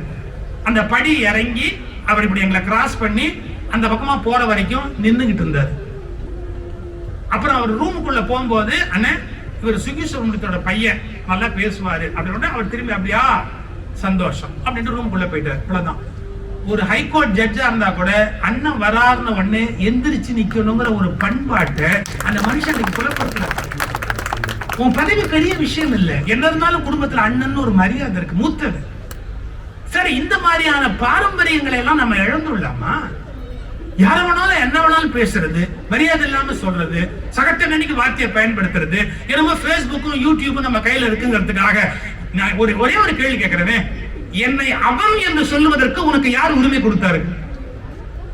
முதல்ல நீங்கள் நாங்கள் நம்ம பேச வேண்டாமா? பேசும்போது தான் போட்டு பேசலாமா? நீ நானு பேசலாமா? ஒரு எழுத்தாளன் ஒரு எழுத்தாளன், ஒரு பேச்சாளன் ஒரு பேச்சாளர், நீ நான் உரிமையில முதல்ல பேசலாமா? எப்படி இந்த பண்பாடெல்லாம் கீழே போச்சு? அப்புறம் நீ என்ன எழுதுறது என்ன பேசுறதுன்னு கேட்க மாட்டாங்களா உலகத்துல? நம்ம தான் முன்வழியாட்டி காட்டணும், மரியாதை இருக்கணும். இப்ப நான் இங்க போயிட்டு நினைக்காதீங்க, வள்ளலார எதிர்த்தாருல்ல ஆறுமுக நாவலர். வள்ளலார் உள்ள நுழைஞ்ச உடனே ஆறுமுக நாவலை எந்திரிச்சு நின்னார்ல, எதிர்த்து கேஸ் போட்டிருக்கிறாரு. வள்ளலார் உள்ள வராரு, எந்திரிச்சு நிக்கிறாரு ஆறுமுக நாவலர். நம்ம வள்ளலாருடைய தெய்வத்தன்மையையும் கொண்டாடணும், மதிக்கணும். அந்த வள்ளலாரை எதிர்த்து கேஸ் போட்டாலும் வருகிற போது எழுந்து நிற்க வேண்டும் என்று எழுந்து நின்ற ஆறுமுக நாவலர் பண்பாட்டையும் வியந்து போற்று. எவ்வளவு பண்பாடு அது! நாம யாரை ஏத்து கேஸ் போட்டிருக்கோமோ அவர் உள்ள நுழையிறாரு. அவர் மரியாதைக்குரியவர், நிச்சயமா அவர் தெய்வ அருள் பெற்றவர். அதனால அவருக்கு கொடுக்க வேண்டிய மரியாதையை கொடுக்கணும்னு வள்ளலார் உள்ள நுழையும் போது எழுந்து அந்த மரியாதையை காட்டிய ஆறுமுக நாவலுடைய பண்பாடு இருக்கு. இதைத்தான் இந்த தலைமுறை கற்றுக்கணும். எது சொல்ல வரேன்? எழுத்திலேயோ பேச்சிலேயோ கருத்து சுதந்திரம் என்பது இன்னொருவரை கேவலப்படுத்துவதோ காயப்படுத்துவதோ அல்ல. அதற்குரிய மறு கருத்துக்களை சொல்லலாம், மறுதளிக்கலாம். ஆனால் யாரையும் ஒருமையில் பேசுவது, தகாத வார்த்தையில் பேசுவது, அவர்களுடைய குடும்பங்களை பற்றி பேசுவது, இது போன்ற அநாகரிகங்கள் இன்றைக்கு எழுத்துலகத்தில் வளர்ந்து வருவது வேதனையை தருகிற ஒரு விஷயம். நீங்க படிங்க, என்ன படிக்கலாம்? குழந்தைங்களுக்கு முதல்ல படிக்கிற பழக்கத்தை ஏற்படுங்க. ஏன்னா புத்தகம் உங்களை தூக்கிட்டு போற மாதிரி வேற எதுவுமே கொண்டு போக முடியாது. காமிக்ஸ் புக்காவது வாங்கி கொடுங்க, குட்டி கதைகள் வாங்கி கொடுங்க. முதல்ல குழந்தைங்க அதை விரும்பி படிக்கட்டும். ஒரு 15-16 வயசு மீசை ஓவியம் வரைகிற வயசாயிடுச்சா அப்படின்னா அந்த தூரிகை ஒரு தூரிகையே ஓவியம் வரைகிற வயது, ஒரு தூரிகை ஒரு ஓவியம் வரைகிற வயது, அந்த காலம் மீசை வரும். அந்த மாதிரி உங்க பிள்ளை வளர்ந்துட்டானா மோட்டிவேஷனல் புக்ஸ், தன்னம்பிக்கைக்குரிய புத்தகங்கள், அது மாதிரி புத்தகங்களை வாங்கி பிள்ளைகள் கொடுங்க. படிடா கண்ணு, இதை படிச்சு பள்ளிக்கூடங்களே வரணும். எப்படி தெரியுங்களா? நீங்க வெளியில இருந்து எத்தனை புத்தகம் படிச்சிருக்கிறேன், அந்த புத்தகத்தை பத்தி எழுது அப்படின்னா அதுக்கு ஒரு 10 மார்க் வைக்கணும். நீ எத்தனை புத்தகம் இந்த ஸ்கூல் புத்தகத்தை தவிர வெளி புத்தகம் படிச்சிருக்கிற கூட 20 மார்க் வைக்கணும். நீ லைப்ரரியை எவ்வளவு யூஸ் பண்ண, நீ லைப்ரரியில போய் எத்தனை புத்தகம் எடுத்த, நீ எத்தனை புத்தகத்தை படிச்ச லைப்ரரியில, இந்த புத்தகம் தவிர நீயா எந்த புத்தகத்தை படிச்ச, கிளாஸ்ல ஒரு 5 நிமிஷம் ஒரு பையனை பத்தி ஒரு புத்தகத்தை பத்தி சொல்லு அப்படின்னு. அப்பதான் படிக்கிற அந்த பழக்கம் பிள்ளைகளுக்கு வளர ஆரம்பிக்கும். சார் எதுவா இருந்தாலும் சார் உண்மையிலேயே ஒரு நன்மையை கொடுக்கும். இப்போ இது குட்டி கதைகளுடைய காலம், சின்ன சின்ன கதைகளா நிறைய. தென்கட்சி சுவாமிநாதனுடைய 100கணக்கான குட்டி கதைகள் இருக்குல்ல, தொகுத்து வச்சிருக்கிறார். அவர் எல்லாமே அவர் எழுதினார்னு சொல்ல முடியாது. அவர் பலது கேட்டது. ஆல் இந்தியா ரேடியோல நான் போயிருந்த போது 7 நாள் நான் பேச்சு உணர்றேன். அப்ப உட்கார்ந்து இருந்தாரு ரெக்கார்ட் பண்றதுக்காக. நான் பேசுற ஒரு விஷயம் யாரோ ஒருத்தர் ரெக்கார்ட் பண்றாரு, அவர் உட்கார்ந்து இருந்தாரு. நீங்க இங்க ஏன் உட்கார்ந்து இருக்கீங்க, எதுக்கு நீங்க உட்கார்ந்து இருக்கீங்கன்னு, ஏதாவது 2 உருவலாம்னு தான் இருந்தாரு. ஏதாவது 2 உருவில்ல அப்படின்னு தான். என்ன நம்ம எப்பவுமே உருவது தெரியாம உருவணும். குட்டி கதைகள் வந்து யாருக்குமே சொந்தம் கிடையாது, அது ஒன்றும் தவறும் கிடையாது. ஏன்னா அது ஏதோ ஒரு நீதியை ஒரு மெசேஜை பாஸ் பண்றதுக்காக வழி வழியா வர்றது. எத்தனையோ காலமா பஞ்சதந்திர கதை யாருக்கா சொந்தமா? ஈசாப் நீதி கதைகள் யாருக்காவது சொந்தமா? அது சமூகத்தை ஒழுங்குபடுத்துவதற்காக வந்தது. அந்த குட்டி கதைகள் ஏதாவது பிள்ளைகளை கேட்க வைக்கணும், படிக்க வைக்கணும். ஒரு புத்தகத்தை வாங்கிட்டு போய் நாம டெய்லி படிச்சு குழந்தைங்க தூங்குறதுக்கு முன்னாடி ஒரு 10 நிமிஷம் ஒரு கதை சொல்றது அப்படிங்கிற சின்ன வயசு 5 வயசு 6 வயசு குழந்தைங்களுக்கு அது மாதிரி சொல்லணும். ஒவ்வொன்றுக்குள்ளேயும் ஒரு பெரிய உண்மை இருக்கு சார். ஒரு சம்பவம் படிச்சா கூட போதும். அது மூலமா குழந்தைங்களுக்கு நான் ஒரு சம்பவம் படிச்சேன். மிகப்பெரிய மோட்டிவேஷனல் கிளாஸ்ல எக்ஸ்பிளைன் பண்றதுக்கு எனக்கு பியூட்டிஃபுல்லா எக்ஸ்பிளைன் ஆச்சு, உதவியாச்சு. என்ன சொன்னீங்களா, எப்போதுமே நியூ அப்ரோச் வச்சுக்கோங்க. நீங்க ஓல்டா ஒருத்தர் ஒரு அப்ரோச் வச்சிருந்தா அதே அப்ரோச்சை காப்பாத்து நீங்க கடைபிடிச்சா ஜெயிக்க முடியாது. நீங்க மக்களை திருத்துறேன்னு சொல்லி புத்தி சொல்லாதீங்க, அது வந்து ரொம்ப கஷ்டத்துல போய் முடியும்னு இந்த டாப் லெவல் மேனேஜர்ஸுக்கு ஒரு கிளாஸ் எடுத்துக்கிட்டு இருந்தேன். நான் பேசிக்கிட்டு இருந்தேன். நான் எங்கேயோ படிச்ச ஒரு சம்பவம் டக்குன்னு எனக்கு மெமரிக்கு ஞாபகத்துக்கு வந்தது. என்னன்னா, ஒரு ஜூ, அந்த ஜூக்கு வரவெல்லாம் என்ன பண்றான், மிருகங்களுக்கு அவன் சாப்பாட்டை கொடுக்குறான். எது பர்கரு, இவன் வீணா போனதுக்கான அது குடலையும் வீணாக்கணுங்கிறதுக்காக. சார் உண்மையிலேயே உங்களுக்கு யாருக்காவது இறக்கம் இருந்தா மிருகங்களுக்கு நீங்க சாப்பிடுற சாப்பாட்டை கொடுக்காதீங்க.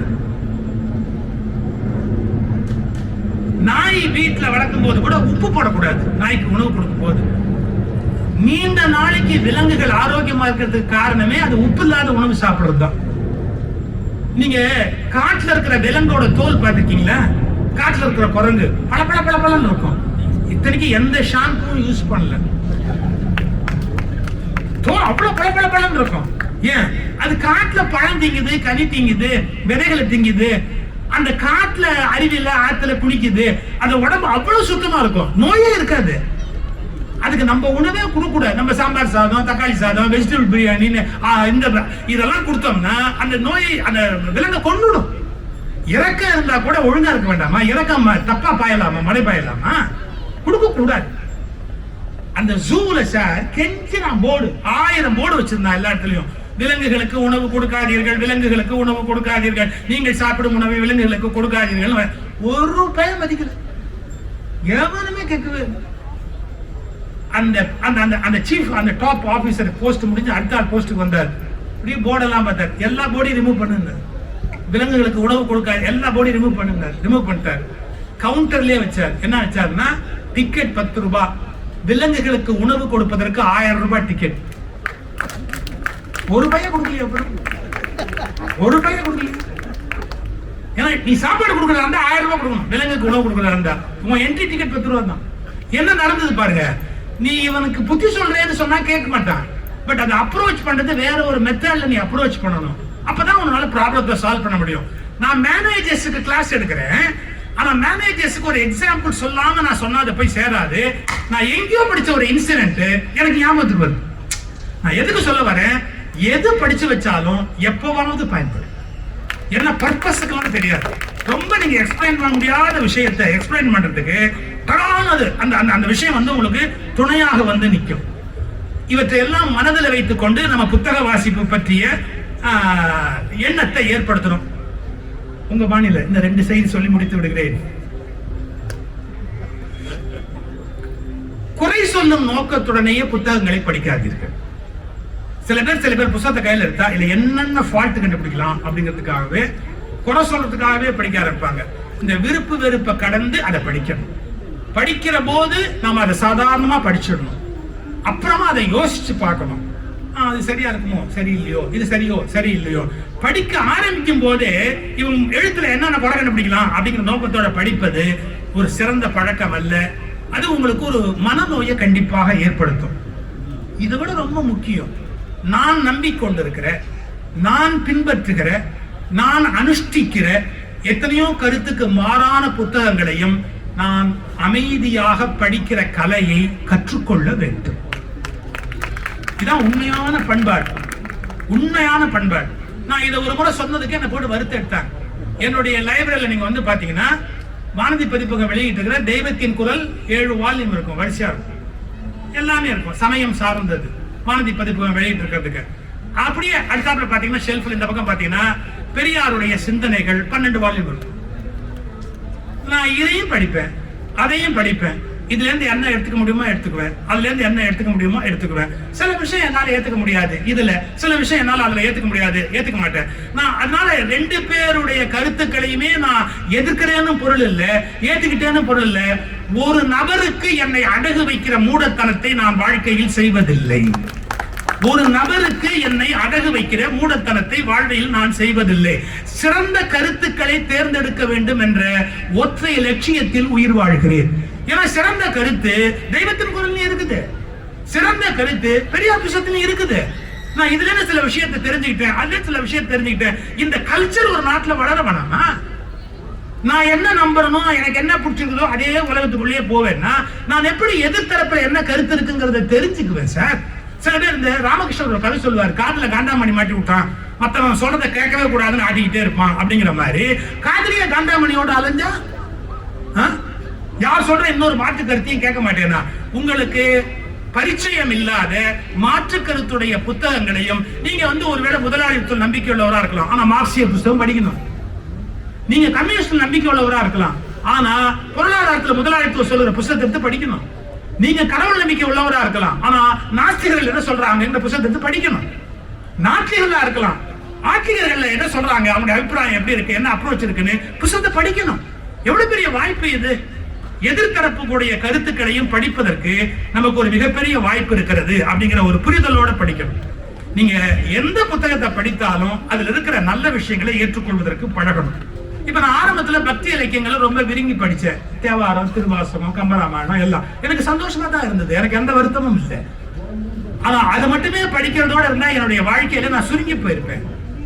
சித்தர் பாடல்கள் எடுத்து படிக்கிறேன். ஒரு பாட்டு, சிவவாக்கியனுடைய பாட்டு லைஃப்ல ஒரு பெரிய டர்னிங் பாயிண்ட். ஒரே ஒரு பாட்டு தான் சித்தர் சிவவாக்கியனுடைய பாட்டு. பண்டு நான் பறித்தறிந்த பன்மலர்கள் எத்தனை. நான் பூஜை பண்றேன் அப்படின்னு உட்கார்ந்து நிறைய பூ போட்டு பூஜை பண்ணிருக்கேன். ஆனா பண்டு நான் பறித்தறிந்த பன்மலர்கள் எத்தனை. இப்ப இந்த சாமி கும்பிடலாமா, அந்த சாமி கும்பிடலாமா, அந்த சாமி கும்பிடலாமா. சோ என்னுடைய டிராவல் அது.